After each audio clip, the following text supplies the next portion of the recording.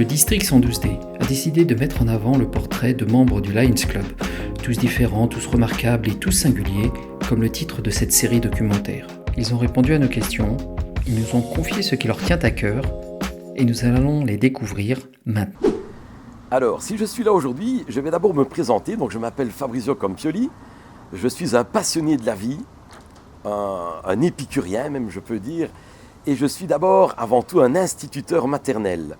J'enseigne donc à l'école de Bouges du Moulin à Vent, à Namur. Et cette année, d'ailleurs, je vais avoir une classe de 24 enfants, donc des deuxièmes, des troisièmes maternelles. C'est un monde merveilleux donc de travailler avec les enfants. Pourquoi ? Parce qu'on peut être cinéaste, on peut être metteur en scène, on peut être danseur, on peut être marionnettiste. On est tout à la fois dans ce métier. C'est le plus beau métier du monde.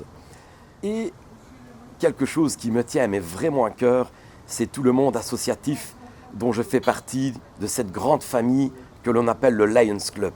Je fais donc partie du Lions Club de Waremme. J'ai appris que tu avais quand même des petits soucis de santé. Est-ce que tu peux nous en parler ? Le diabète, en fait, en janvier, on m'a diagnostiqué diabétique de type 1. Là, je dois vous dire que le monde allait s'écrouler autour de moi. Mais heureusement, j'ai été très bien suivi par une spécialiste, mais vraiment géniale, ma diabétologue. Et alors là, maintenant, l'insuline est bien stable. Je travaille avec de l'insuline rapide et lente.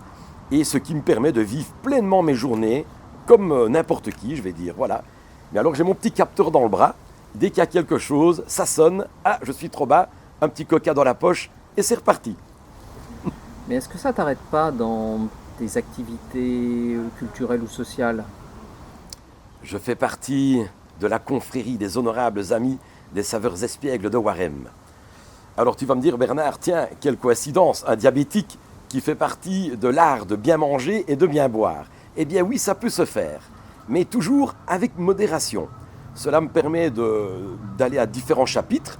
Donc notre confrérie s'appelle les Honorables Amis des Saveurs Espiègles de Waremme, où l'on défend notre produit phare, l'Ivy Trou de Cou, qui est une viennoiserie à base de carottes, un peu de cassonade, et le reste, c'est un secret, le secret du grand maître. Et alors, donc, lors de ces confréries, nous sommes invités à gauche et à droite pour promouvoir notre produit phare, justement le produit de Waremme. Mais j'ai appris aussi que tu faisais du théâtre ? Ah, le théâtre, la vie, c'est magnifique le théâtre. Le théâtre, je fais partie d'une troupe, l'Amicale théâtrale napoléonienne de Marneffe, où j'incarne le général Bonaparte. Mais cette année, j'ai l'honneur de jouer l'empereur Napoléon, puisque le titre s'appelle « Enfin la paix ». Et oui, enfin la paix dans ce monde où on ne parle que de guerre finalement.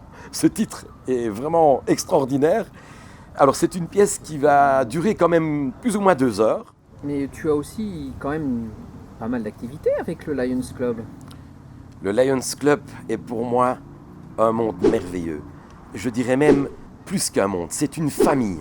Le Lions, on est unis, on est plus ou moins 30 membres, on est soudés, très soudés. Et cette année, nous allons organiser l'opération Cap 48. Nous allons aller à la rencontre des commerçants ici à Waremme. Et notre grand titre, si je puis m'exprimer comme ça va être cap ou pas cap. Est-ce que le commerçant sera cap d'acheter des post-it ou des chaussettes ou pas cap ?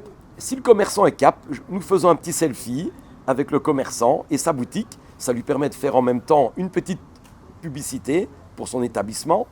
Et nous, ça nous permet de vendre des post-it pour une bonne cause. Pour conclure, qu'est-ce que tu peux nous dire finalement ?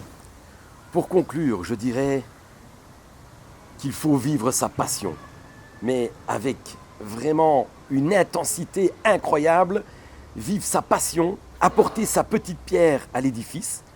Je pense que chaque être humain a en lui un potentiel, et si tout le monde pouvait apporter ne fût-ce qu'une petite pierre à cet édifice, le monde serait vraiment merveilleux. Merveilleux, ça je peux vous le dire.